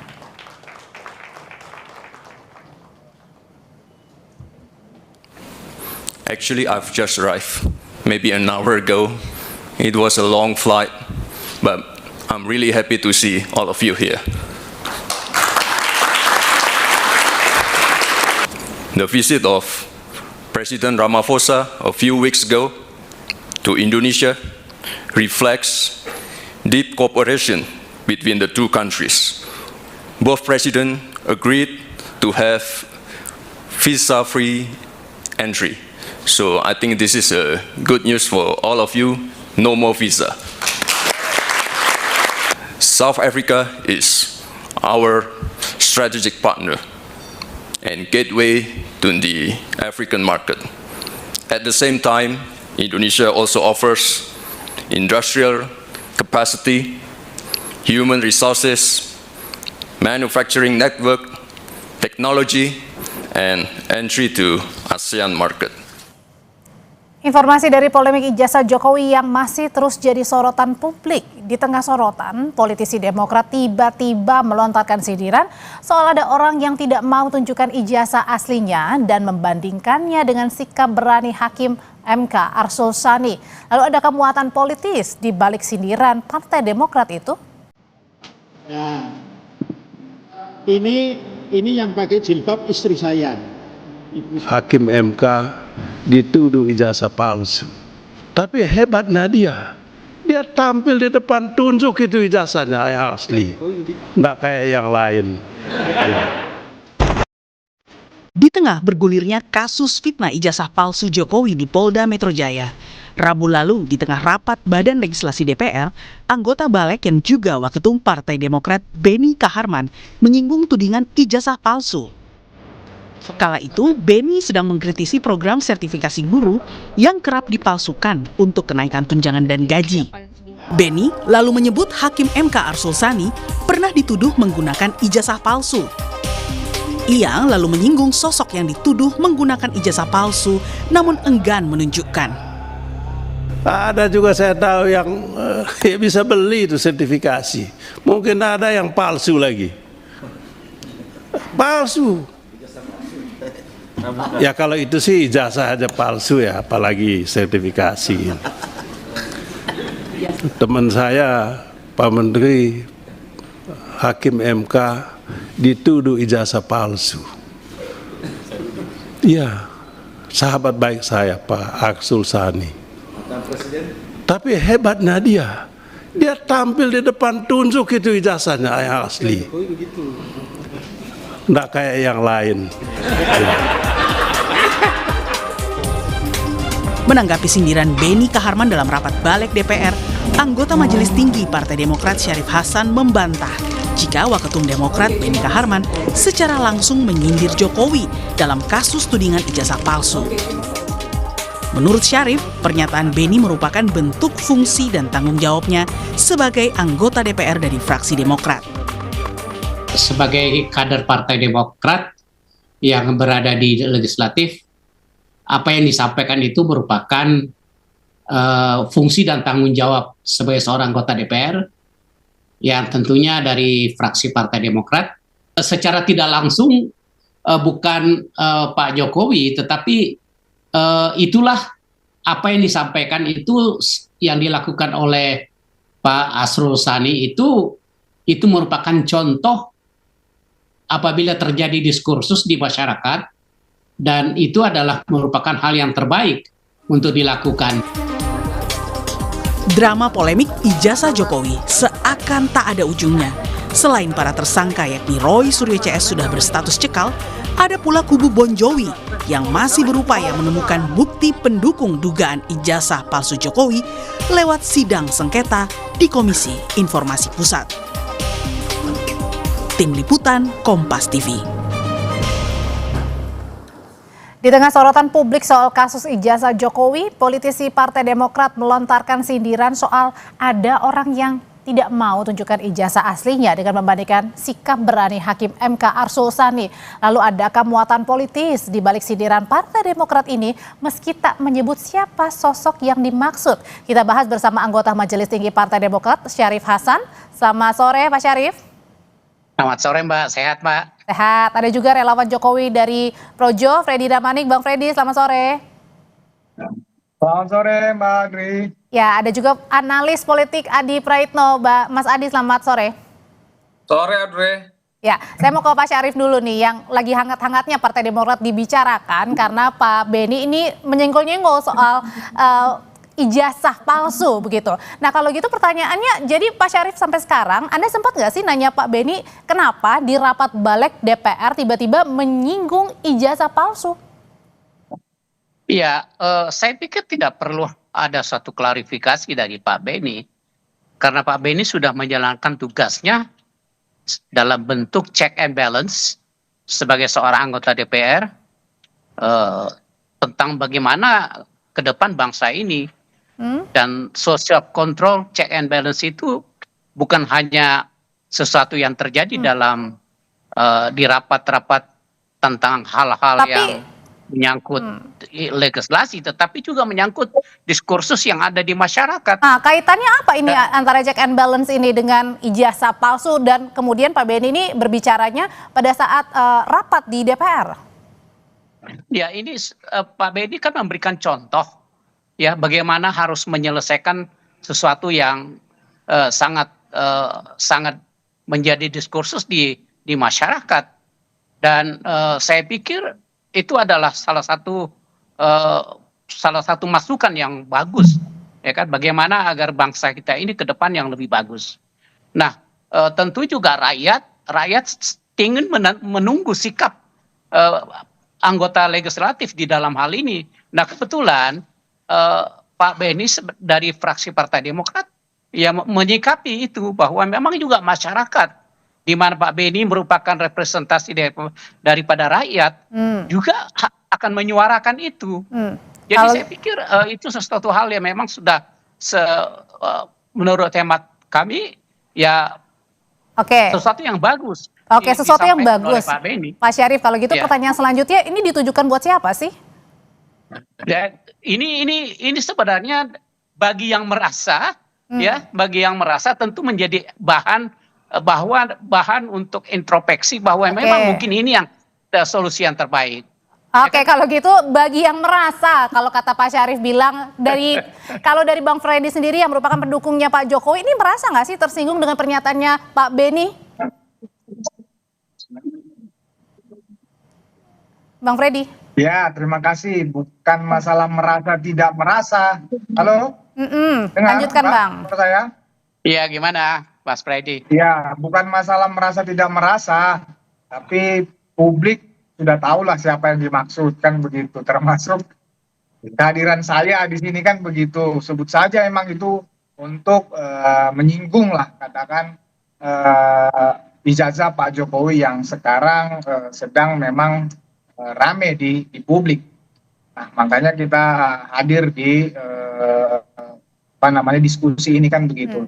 Cuman yang perlu saya sampaikan adalah sebetulnya begitu banyak masyarakat yang mengomentari, menanggapi tentang kasus atau isu ijazah ini, ijazah palsu ini kan. Tokoh-tokoh juga begitu banyak. Tapi sebetulnya yang kami sayangkan adalah sekaliber Benika Harman, sekaliber Pak Syarif Hasan gitu loh. Kenapa?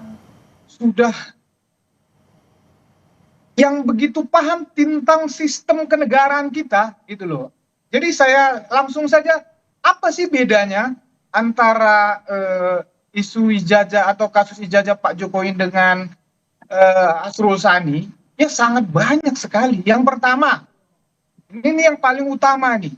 Jadi Asrul Sani tidak ada orang-orang seperti Roy Suryo dan kawan-kawan ini yang konsisten membenci Pak Jokowi, sangat konsisten, ya, sampai mencari tempat KKN, ya, meributi satu kampung, mencari tempat tempat pemakaman leluhur, ya, dan lain-lain, ya. Jadi tidak ada sekonsisten ini. Saya nggak tahu nih, Pak Beni dan Pak Syarif ini masuk aliansi para pembenci ini, saya nggak tahu. Apakah karena itu memberikan komen seperti itu? Saya nggak tahu. Oh, jadi maksudnya Tapi Bang Freddy di sini menuduh dari Partai Demokrat jangan-jangan ini kemudian mendukung Pak Roy atau gimana gitu, Mas Roy?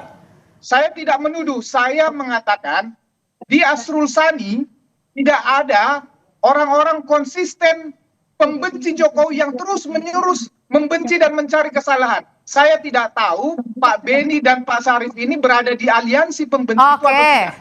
Kita tanyain kalau gitu Pak Syarif. Pak Syarif katanya ada di aliansi ini. Ada di aliansi mana? Membela yang siapa ini? Pak Syarif.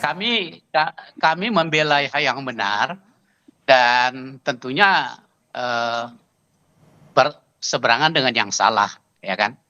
Yang benar mana, yang salah mana tuh Pak Syarif? Nah, itu lebih bagus kami pikir, ya, seperti yang disampaikan, kalau memang jalan yang seperti ini sudah ditempuh oleh Pak Asrul Sani tidak bisa ditempuh, sebaiknya tentunya pengadilan lah yang akan menentukan itu, ya kan? Supaya apa? Supaya rakyat ini tidak disuguhi suatu isu yang tidak berkesudahan, dan ini tentu merugikan kita, merugikan Pak Jokowi juga secara pribadi sebagai presiden. Tentu kita harus hargai itu. Jadi harapan kami masalah ini cepat berakhir. Dan salah satunya caranya adalah tergantung dari mereka yang terlibat, baik yang dituduh memiliki ijazah palsu, ya kan, ataupun ijazah asli. Tentunya yang paling berkepentingan itu, apalagi sebagai seorang pejabat publik, mantan pejabat publik yang kita segani, ya kan, tentunya kita harus menghargai itu semua, dan kita rakyat menunggu-nunggu semua itu, ya kan. Rakyat tidak diharapkan untuk menyaksikan sesuatu karena sudah terlalu lama gitu ya, maksudnya Pak berkesudahan. Syarif ya. Oke, kalau gitu saya mau nanya ke Mas Adi. Mas Adi, sebenarnya Anda melihat sendiri ini ada unsur muatan politisnya nggak sih ketika politisi dari Partai Demokrat, Pak Beni, dalam rapat bersama dengan, sebenarnya nggak ada kaitan ini dengan guru begitu, tiba-tiba sindir ijazah palsu? Dua hal, Audrey. Pertama, ini kali yang kedua sebenarnya di mana Partai Demokrat itu dikait-kaitkan, ditafsir-tafsirkan, dan dicocok-cocok logikan terkait dengan soal kontroversi terkait dengan ijazahnya Pak Jokowi. Beberapa waktu yang lalu, Pak Jokowi kan memberikan satu statement bahwa gerakan yang mencoba untuk menyebut bahwa ijazahnya Pak Jokowi itu palsu kan, misalnya itu dibackingi oleh orang besar. Di situ kemudian muncul kan statement dari kawan-kawan Demokrat dan meminta kira-kira siapa yang disebut dengan orang besar. Ini kali kedua ketika Pak Beni mengatakan terkait dengan ada orang lain yang tidak menunjukkan ijazahnya, tidak seperti Pak Arsul, Hakim MK yang kemudian sebenarnya melesaikan semua persoalan-persoalan yang terkait dengan ijazah. Jadi ini korespondensi historis jilid kedua sebenarnya karena persoalan ijazah itu sekali lagi dikaitkan dengan Demokrat. Yang kedua ya tentu ada muatan politiknya.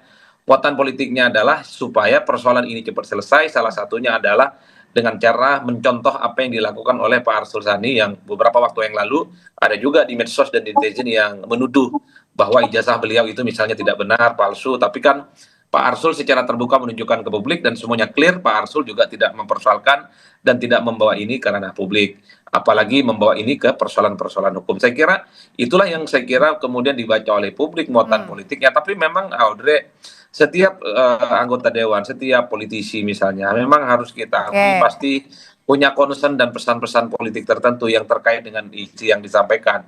Bagi saya apa yang disampaikan oleh Pak Beni ini tentu dalam banyak hal kalau kita membaca konteksnya pastinya bicara tentang bagaimana konteks terkait Dan dengan Mas Adi kalau gitu tapi Anda melihatnya apakah yang ini tidak semakin menguatkan bahwa memang jangan-jangan ada orang yang berada di balik skenario ini nih? Ya, kalau dugaan-dugaan itu kan disampaikan langsung oleh Pak Jokowi. Bung Freddy kan juga berulang kali juga secara terbuka menyampaikan bahwa apa yang dilakukan oleh penggugat ijazah Pak Jokowi itu tidak lahir dalam ruang hampa, tapi diorkestrasi. Ada yang kemudian sedang menggerakkan tujuannya adalah untuk mendowngrade dan seterusnya. Jadi hal-hal yang semacam ini sebenarnya semakin mempertebal bahwa persoalan ijazah itu adalah sesuatu yang sebenarnya ada desain dan seterusnya dan seterusnya. Itu kalau menurut pandangan kubunya Pak Jokowi. Soal ada desain itu Bang Freddy, kalau kita lihat belakangan ini kan ternyata orang-orang di lingkaran Pak Demokrat ini seperti misalnya Mas Denny Indrayana, ada Pak Amir juga ternyata ini membantu begitu ya di balik dari kasus Mas Roy yang sudah ditetapkan sebagai tersangka. Nah sekarang ada lagi pernyataan Pak Beni di DPR begitu. Nah pertanyaan berikutnya adalah ini apakah Anda melihat kasus ini jangan-jangan nih sangat kuat unsur politisnya dan benar ada orang besar di balik ini? Iya, jadi memang sejak awal saya mengatakan memang kasus ini ada dua hal. Satu memang kasus hukum harus diselesaikan secara hukum. Ya, juga memang politis ya. Kalau politis memang juga akan diselesaikan secara politis.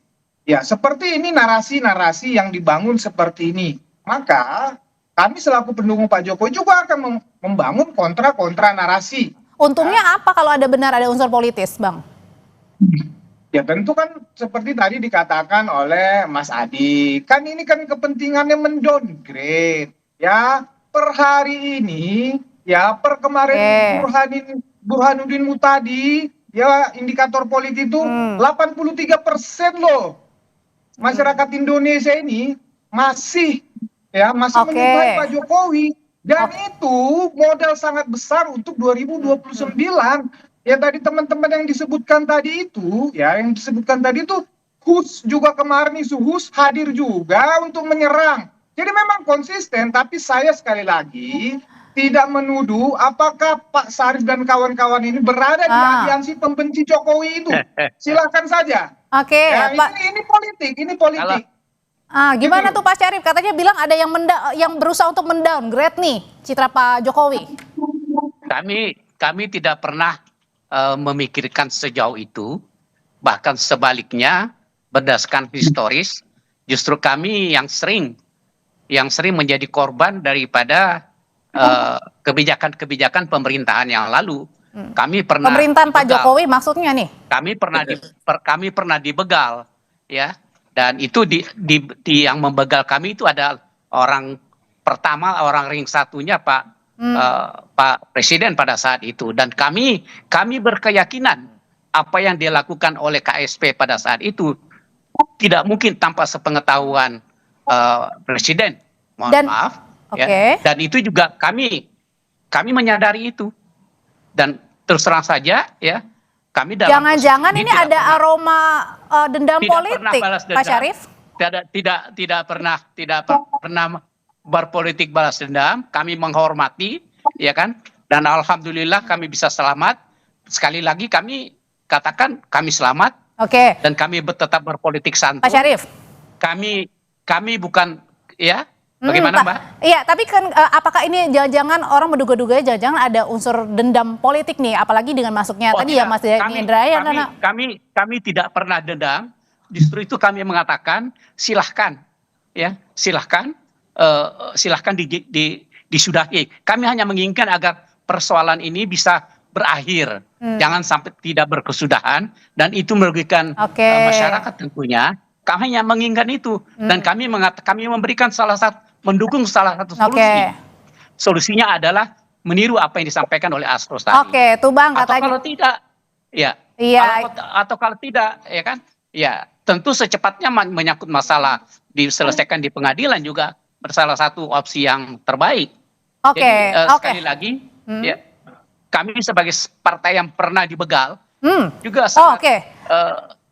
Ya. Oke, berkaitan Dalam dengan hal tadi ada lebih dari 2 kali nih, atau 2 kali tadi Pak Syarif mengatakan soal mengungkit lagi masalah lama soal Partai Andra yang pernah dibegal di zaman pada saat Presiden Jokowi. Kalau gitu Bang Freddy singkat aja, apakah ini Anda juga melihat ada roman-romannya, jangan-jangan ada apa nih, ada dendam di balik ini atau gimana? Ya, jadi ini bukan masalah dendam, dari politik itu ya memang bukan hitam putih, tetapi lebih kepada 2029 tentunya yang saya sampaikan tadi. Ya, lebih kepada 2029. Masih lama 2029 yang artinya apa, Bang? Iya, masih lama, justru itu mulai sekarang di downgrade terus dan itulah justru yang disampaikan oleh Pak Syarif tadi menunjukkan bahwa memang ya posisi politik Partai Demokrat ya dengan Pak Jokowi memang sejak dulu beliau menggambarkan memang tarik ulur ada baik, ada buruk, ada buluk dan tapi kalau ijazah ini saya melihatnya memang konteksnya kalau secara politik memang untuk 2020. Oke, kalau gitu saya ada dugaan, ada konteksnya ini di 2029 padahal masih lama. Mas Adi singkat aja, emang ada benar kaitannya dengan 2029? Ada apa sih di 2029? Argumen itu selalu diamplifikasi oleh para pendukung Pak Jokowi. Ini adalah semacam operasi politik untuk merusak reputasi Jokowi yang dinilai masih punya pengaruh dalam politik. Tapi Audrey, satu hal ya. Jadi pernyataan politisi Demokrat Pak Beni itu sepertinya kan kalau kita mau jujur bebas sebenarnya untuk mengomentari sesuatu yang saat ini sedang viral dan sedang happening supaya semua persoalan ini selesai dan tuntas. Tapi kan ada efek sampingnya ketika Pak Beni menyatakan itu ya para relawan politik seperti Projo ini menganggap ini jangan-jangan ini mau ikut campur, ikut terlibat atau ikut bagaimana memberikan komentar-komentar. Maka tadi Bung Freddy itu mengatakan jangan-jangan ini Bang Syarif, Partai Demokrat, Bang Beni berada di pihak mana nih? Kira-kira begitu. Padahal bagi saya banyak sekali politisi yang bicara tentang kisruhan ijazah ini yang sebenarnya hanya ingin bagaimana persoalan itu selesai tuntas dan secepatnya. Sudah kita tangkap kalau gitu. Terima kasih Mas Adi, Pak Syarif, terima kasih Bang Freddy, terima kasih. Selamat malam. Terima kasih Mas. Tetap bersama kami di Kompas Petang, kami masih punya pembahasan lainnya.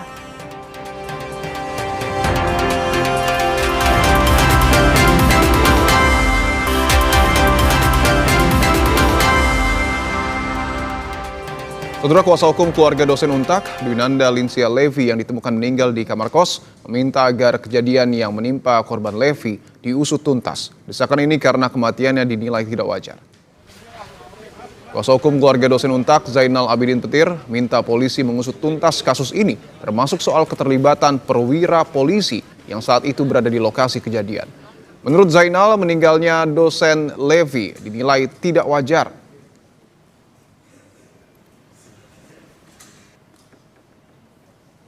Polisi betul-betul bisa mengungkap misteri kematian dosen muda cantik Dr. Levi. Itu sangat banyak kejanggalan dan kecurigaan. Makanya saya selaku pengacara keluarga ada kejanggalan itu, ada kecurigaan atas kematian itu, supaya tidak janggal dan curiga, polisi harus bisa membuktikan bahwa kematiannya itu karena apa. Meski partai final belum berlangsung, Indonesia sudah memastikan 2 gelar di ajang Australian Open 2025. Satu dari sektor ganda putra dan lainnya dari ganda putri.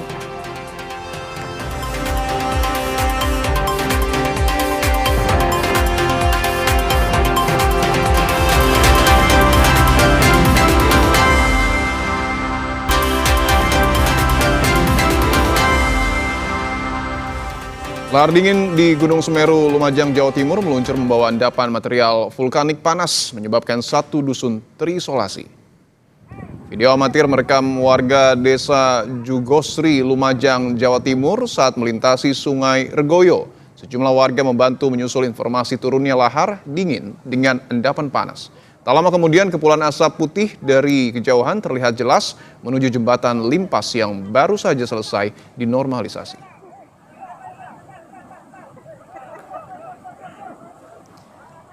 Meski partai final belum berlangsung, Indonesia sudah memastikan 2 gelar di ajang Australian Open 2025. Satu dari sektor ganda putra dan ganda putri.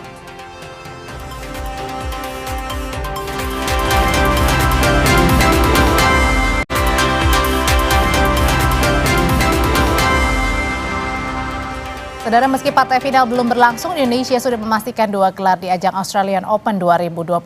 Satu dari sektor ganda putra dan lainnya dari ganda putri. Pasangan Fajar Alfian Muhammad Sohibul Fikri melangkah ke final usai mengalahkan rekan senegaranya Sabar Karyaman Gautama Muhammad Reza Pahlevi. Di partai puncak, Fajar Fikri bakal menghadapi pasangan muda Indonesia Raymond Indra Nikolaus Joaquin.